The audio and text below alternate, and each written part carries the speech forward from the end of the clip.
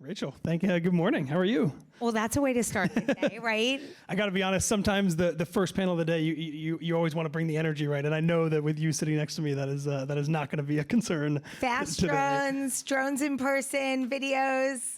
So I'm sitting here holding one of your drones. I'm going to be honest. It's way heavier than I was expecting. I imagine you get this a lot. Yeah, so you are holding our Racer 4, which goes 0 to 90 miles an hour in a second. So you will not be taking that home and flying in your backyard. Or particularly this week with the UN, our friends at the FAA will come to find us. I'm a little worried it's going to turn on and cut an arm off or something like that. But we actually hand build the drones on 27th Street. We have engineers and tech ops that wake up every day building the fastest racing drones in the world. And they're all identical. So there's 600 drones that we bring to our events. We put 6 in the air at once, and it is first to the ending gate is the winner. I actually think this is a good place to start this conversation because every sports league says it is also a tech league. A lot of them use a ball that is leather and air, and you're using this thing. I imagine for you, being a digitally native sport, technology is just more infused into everything you're doing than a lot of other leagues that have been around for 100 years, long before lithium-ion batteries and chips and all that stuff. Yeah, I mean, technology is definitely the beating heart of our sport. And truly, it starts with the tech, because if the tech doesn't work, the sport doesn't fly. So we really are a technology company wrapped in sports, entertainment, media, and now immersive entertainment as we think about this next generation of fans that we need to reach. But you're totally right. Like, everyone got on board with things like AI and other areas when we think about tech and innovation, but for us, it needs to be endemic to the sport. And walk me through your fans from a demographic standpoint. Also, what are they looking for to geek out on the tech? Are they just looking to watch things go really fast and lights go off? What exactly do you find when you dive into who is watching and who is following DRL? So I love talking about our fans. One of the first things I did when I joined the Drone Racing League was I started to look at the stats and the data, and some of it was of course, who's going to be interested in drones? It's young children that love technology and innovation. But what we found out very early on is there's 800 million people around the world that love tech and innovation. They check that box. And there is a much lower number that actually just love sports. So when we look at the characteristics of this fan base, we've called them in this population tech setters. So tech setters has the majority of the Gen Z audience. They want it quick, they want it fast. They don't care how far Tom Brady can throw a football. Sorry for my friends in those markets that he played. But what they care about is the sport is exciting and it's accessible. And that's really like the areas that we live by when we think about pushing out content. But as you can imagine, they're young, 80% are under 32 years old, and our sweet spot is that Gen Z audience. And for us, it's really, as we make drone racing a mainstream sport, is to give this generation actually a sport to call their own, because they're growing up at a sport that's only 8 years old. I feel like before F1 was trendy, the people I knew that watched it and loved it were aerospace engineers or people who studied mechanical engineering in college. And I imagine there's a chunk of that also, right? A lot of the people that I would imagine are following what you're doing are also people who are either working in STEM, different disciplines, or maybe building drones themselves, or working on the computer side of things. I'm curious what exactly that looks like as well. 100%. I mean, when you look at the composition of the fan base, as I mentioned, and you look at the partners that we work with, the US Air Force, Google, and others, they actually are doing a partnership with us to reach that demo. They want developers. They want this, again, pipeline of talent that are interested in STEM that they cannot reach in traditional sports. So the fact that we've built out, I mean, COVID, I think everyone was forced during COVID to figure out how to still be present in front of a fan base. But for us, it was everyone was at home learning. So it was an opportunity to really push out our DRL Academy, led by Melanie on our team. What DRL Academy is for us, we were able to provide teachers with curriculum to make it fun when they're like having to literally teach, whether it was elementary, middle, or high school, and keep them engaged. And we made STEM fun. And now what we're finding is, particularly with our friends at Google Cloud, they want to reach developers all over the world. And doing programs with us allows them to fish in the right populations because our audience is already pre-wired to those areas that you talked about: aerodynamics, the sciences, the engineering. So I'm going to set a benchmark here, Rachel. We're 10 minutes in. I'm going to mention AI. We'll see if any panel gets there earlier than we do. You guys were actually on the cutting edge of using AI and integrating it into what you're doing back in 2018. Again, before it was cool. You guys were experimenting with this. Walk us through what you guys did with AI 5 years ago and what you're doing with it now. Yeah, I mean, nobody gets credit for being like an early adopter of that, but thank you for giving us credit. We'll give it.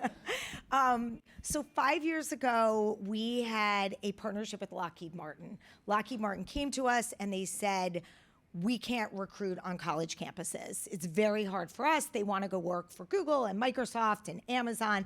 Those are the sexier companies right now for kids coming out of school. And we were able to build a global opportunity for them where we went to universities around the world and we gave them kits of autonomous drones. So we called the league that we set up AIR, AI Robotics Racing. So again, 5 years ago, no one was talking about AI, and we sent these teams packs of lithium batteries and all of the parts, the LED lights that you have right now, to build autonomous drones that could race against a human pilot and win $1 million. So great program, and they got this pipeline of talent where companies spend millions of dollars on college campuses. They're trying to differentiate. They want talent that is coming up, wanting to go into these fields, whether you're like an accounting firm right now or one of the traditional technology companies, everybody wants this type of talent. And if I remember correctly, you guys kind of saw the life cycle of AI in that experiment, right? In the first week of the racing, some of these drones were having trouble getting off the pad and going where they were going. And then by the end, they were looking like they were being flown by a human who had been doing it for a long time. Totally. Very wobbly at first when you think about it. And the drones were much bigger than what you're holding right now. But yes, it was, maybe a slow start for some of the developer groups. But, then they got it together. And I think that'll have to be at the next time we show that video of ultimately flying against a human pilot. And now, as we think about the evolution of the 600 drones that we put in the air, the fastest pilots that race in our sport, we think about our field of play actually having AI versus just using AI tools to power the business operations. So that's what we think about back at the DRL HQ right now. Is there's a lot of discussion around AI taking the place of humans, AI short-circuiting timelines to get things done. But we're actually thinking about all of those areas. But we look at our field of play of having human pilots actually against autonomous drones. Who's faster right now? If we were to put the best drivers and the best AI you have, who wins? Our pilots. Okay. That's it's a great sweet spot, right? Chess for so long had this kind of great, very public battle between human and computer. And that I think is actually a really compelling storyline for people, especially now as we talk about these things, as you said, kind of taking over a lot of things that humans have been doing for a long time. Definitely. So let's move on. Another partnership of yours, T-Mobile. One of the things that I know you guys are doing a lot of is partnering with people that are using drones for use cases or trying to highlight new technology. Using T-Mobile as a example, walk us through what that looks like for you guys, using the technology built into DRL to help partners that want to work with you. Yeah, so that's another great example of, coming from the NBA, there was a lot to sell. There was a lot to sell, but we weren't, other than who was manufacturing the ball, you weren't really selling the ball. When it came to DRL, what was striking is we could differentiate ourselves with who was on the other side of the table looking for a partnership by the elements of the drone. So the drone's got lithium batteries, they've got LED lights, and I was kind of feeling good. I don't think my friends across the street in some of the big 5 sports leagues were talking the same lithium battery companies that I was. So for T-Mobile, it may not seem endemic right out of the gate, but everyone's in a hand-to-hand combat kind of arms race as it relates to 5G. Everyone wants the fastest phone, everyone wants the best batteries, all of that. But what does 5G mean? So we partner with T-Mobile to actually have our drones fly on their 5G network. So we had magenta drones, of course, and we would put them out and they would actually capture the most immersive content. So we use the 5G drone to give everyone that courtside view. And I'll never stop using NBA analogies. I think where are my friends, right? The ex-NBAers, you never tip off a meeting, you keep using them, but I try. So for us, we were able to show T-Mobile's 5G network on not just you saw the magenta drone flying around, but the magenta drone was actually capturing the footage that you could see that brought you closer than as if you were a courtside seat there. So again, for us, it was about showing, humanizing 5G. And how different is that? You negotiated, I think, over $1 billion of partnerships at the NBA. How different is the structure of a DRL corporate deal versus what you were doing with the W, with the NBA in a previous gig? Everything looks the same, I think. Negotiation may look different, but no, we look at, the same suite of assets as we think about, how to embed yourself in the sport, how to build a innovative partnership. I don't have logos in right field to sell. We have different positions on the race course, but for us is conversations that are much more consultative. We solve big problems. Those are the things that get us out of bed, is going to meetings and talking with companies. What keeps you up at night? And again, it's we're losing talent. Our brand isn't contemporary. Our fan base needs to be younger. And we want to reach a segment of people to really galvanize opportunities for fandom or monetization. So the elements look the same. I think for every sports and entertainment property, you have your bag of assets and you figure out what's going to be most meaningful. But for us, the fans are 10 times smarter, I would say, because there's no way I could go out there and put a logo on the drones and they'd be okay with it. But they are okay with the fact that the drones now have a special power because we worked with this technology company. So no Sportico logo on the drones is what you're saying. You can make it your own though for the next. I'll take that. I'll take that. So I'm gonna hit you with some numbers on this topic. TikTok followings by league. The NHL has 2.5 million TikTok followers. MLS has 3.2 million TikTok followers. Drone Racing League has 5.4 million TikTok followers. Those are two leagues, obviously, that have a bigger commercial footprint than you guys do. But in that little corner, obviously, you're outpacing them pretty significantly. What does that number mean to you? What do you take away from the fact that there are way bigger leagues out there, but you guys are in talking about younger fans and all that? Your metrics are just as good, if not better, in some ways. So I love that number.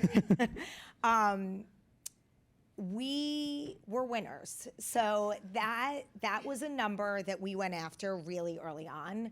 We looked at TikTok, we looked at our demo. I'm like, we can win here. And we can do it smart. We had 21 and 22-year-olds programming our TikTok. I don't have the luxury of, the tenured sports executives to do it. And I'm like, my 13-year-old twins are telling me, what's cool.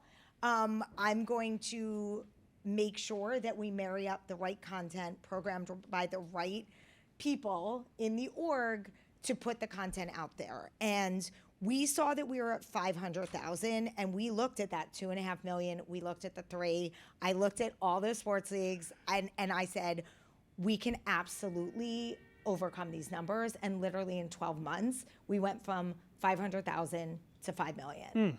And that's how we think about it. Like, every day we look at leagues that have 100 years on us, 75 years on us, and it's like our ambition and our grit and the like everybody sweeps mentality of values around this company because we're small. But that number means a lot. All the big leagues, their biggest deals are the live media rights deals. I imagine it's a little bit different for you. How do you think about what a fan consuming DRL live and the value of that fan versus things like TikTok or Twitter, YouTube, where I know you have big followings as well, the value of a fan who's maybe not watching the thing live, but really thinks it's cool and wants to watch them after the races happen? Yeah. So 8-year-old property, first 2 years actually building drones, getting 11 patents. Then we're in front of like no audiences, flying drones in warehouses.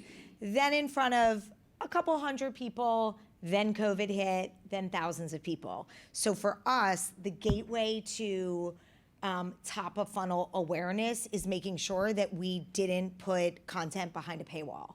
So it was a really strategic decision to not show, the crazy media rights numbers, because we absolutely would have cut our legs out from anyone that doesn't see our sport. Like when I took the job, close to 4 years ago, and this was presented to me, I'm like, drone racing. Now, I'm a sports girl. Like, I grew up as a giant season ticket holder. I worked at the NBA for 20 years.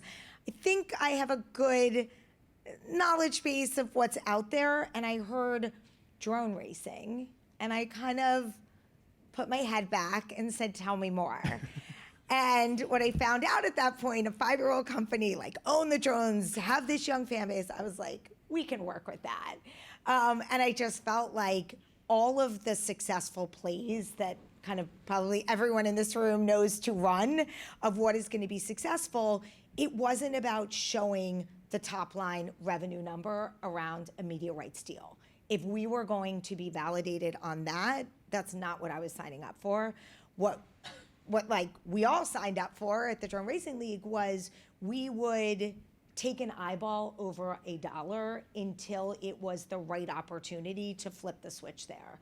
And that has served us really well when you look at those growing numbers, where if there's enough demand then for the content, we can monetize it. But like I said, like if you kind of first 2 years not in front of the COVID year, like it's only been a couple years. And I think one of the media deals that kind of everyone took notice of is like that F1 deal. Sure, yeah. Because F1 is 75, I don't know, we talk about this, like 75 years old. Where was that media deal 5 years ago, and where is it now? I don't want to take 70 years, but, I think in a couple of years. Who do you look at outside of DRL? Is it F1 because there's a huge tech component and it's racing? Is it another league? What do you look at to either compare yourself to strive towards? Are there properties out there that you think are doing really interesting things that you're kind of cribbing from as well?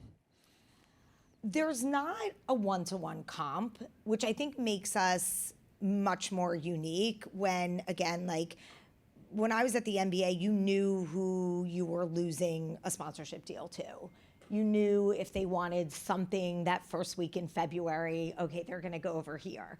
Or they wanted a seasonality that didn't work. So the difference is when I came here, we're like truly flying in our own zone, because there isn't sure, you're fighting for market share, Gen Z demographic, but I don't really get distracted by that. I think you're just fighting for dollars. You're fighting for the opportunity to sit across the table from the right decision makers and have this, to talk about the sport, to talk about the fan demo, and to talk about like the team that wants to break rules and do something really cool that's going to resonate in today's market. I want to ask you about gaming because gaming feels so directly related to what you're doing, and DRL kind of feels somewhere kind of in the middle between, in some ways, esports and traditional sports, and I want to get your thoughts on that. But from a gaming standpoint, what are you thinking about in terms of DRL, either video games or some way in which fans can maybe participate in the thing that they're also enjoying watching professionals do? I'm taking him on the road. I feel like every one of these questions. And by the way, this was cold. No questions in advance. So we blur the line. Like you served it up perfectly. We blur the line between the digital and the real. There's in-person events, thousands of people, drones in the air, live audience. It looks like any other sporting event, cooler. And then there's our video game, which is our DRL Sim. And the DRL Sim is actually, so we partner with Georgia Tech on this. I don't know if Madden or NBA 2K did that, but it's a true one-to-one simulator. So what you get with a true one-to-one simulator is you can actually put the hours in on the DRL Sim, go outside and fly a drone. And in our sport, you can not only put the hours in, go outside, fly a drone, you can qualify to be a professional athlete in our sport. So it is now this gateway to becoming, like I said, like this athlete of the 21st century, where no longer it was born into these legacy families that play the same sport. This is truly, you use our DRL Sim and you can qualify and be one of the 12 elite pilots because of the one-to-one. So you can fly the drones on the video game, and then you can fly the drones in real life. I did a lot of reporting on esports 4 or 5 years ago, and one of the things I kept hearing was that partnership discussions, there was a lot of, at the outset, just explaining what it was. It's not, the athletes or the gamers are in the same place. They're not disparate. You're selling tickets. There's a live event as in addition to what gets streamed. I'm curious for you, how much do you feel like you are educating the marketplace before having the more direct conversation about partnerships, or do you feel like at this point people are aware when you come and talk to them that this is both an in-person and a digital thing, that there's a gaming aspect? How much education are you doing when you're having these conversations? Yeah, I mean, the sophistication of audiences that started putting budgets together around esports, like you said, several years ago, is still prevalent. Like there's still companies that you talk to that say, I have a gaming, or it was metaverse or Web3 or like whatever the flavor of the moment was, but it is not the traditional media dollars. It is still an education. Like I'm on the front lines more than probably most. It's like running a lot of different things, but it is still explaining, because you have people in positions that haven't grown up with these sports and they still don't understand. Like, no, esports is actually, you go to an arena, you watch people playing a video game, like you go there to watch them, you don't always compete yourself. Like there is like a couple questions deep to get you to the right place of like, oh, what is this opportunity? So then you layer in like, we're a multifaceted opportunity for companies because we have the esport, because we have the live events, because we did a race in the metaverse or a season in the metaverse. So I don't mind being multifaceted. I think that's why you have to put the best people on the front lines to be having these conversations. I've heard you say a few times that you want DRL to be a $1 billion business, which as a journalist I love, because oftentimes people don't put the projection out there. Walk us through what gets you there. What are the two biggest or biggest, what's the biggest thing that you need to improve on or grow financially to get to that $1 billion number? Yes, it's a big number. It's good to have goals and targets and all that fun stuff. So for us, like I said, 800 million people now have heard of drone racing.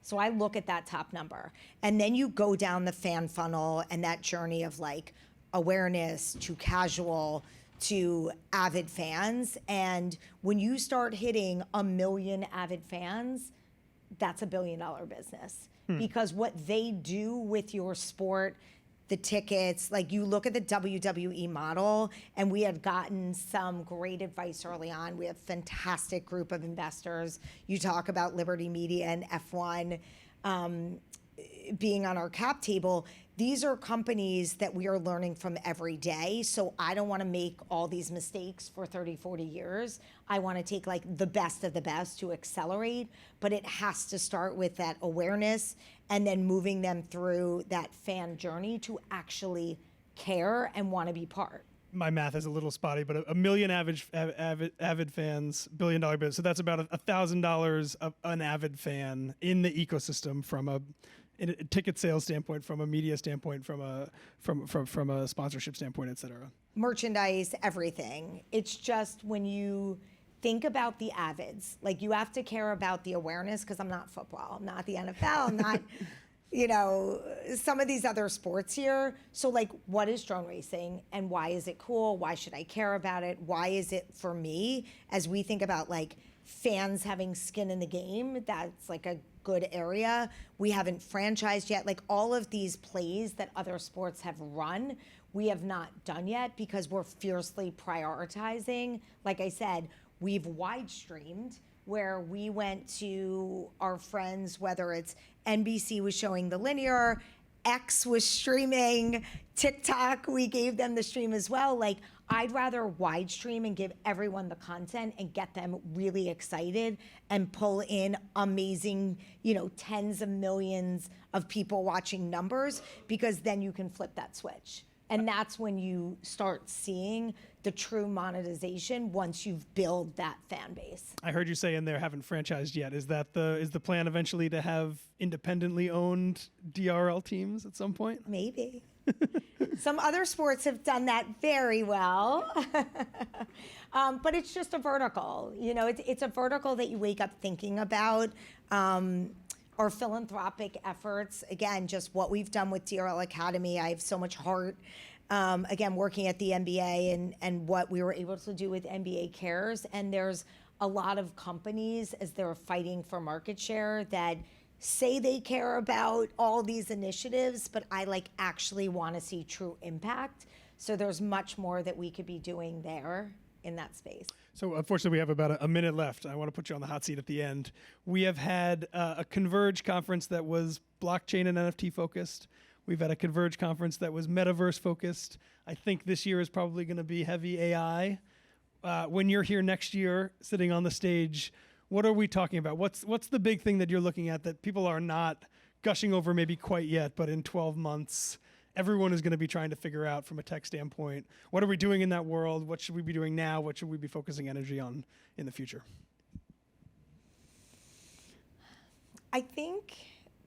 Tech's always part of it, but I will throw this out there 12 months from now. I think, given the challenges right now, just across every industry is struggling, like every aspect, sponsorship, media, investors, I don't know. My husband's in finance, I'm doing this over here, and we come home and we talk about the same problems. It's not a great market, but you have to find the magic and the opportunities. And I definitely think there will be an evolution in the next 12 months about giving fans equity in more businesses. So again, technology, people have ownership over. You can decide what phones you're using, you can decide what monitors and all of that. I think for sports, there is a level of equity that people are looking for. You look at some of the rise of pickleball and some of the independent teams, giving fans an opportunity to not just watch your sport, but is there a way for them to actually be part of outcomes with, fan controlled? There's been different variations of that. But I think it is a merger of technology and fan controlled equity. Interesting. Well, I'm looking forward to the fan owned DRL team coming soon. And when we Sportico, you told me you get the drone if you buy the team. They're beautiful. We'll do it. Rachel Jacobson, president of Drone Racing League. Thank you very much.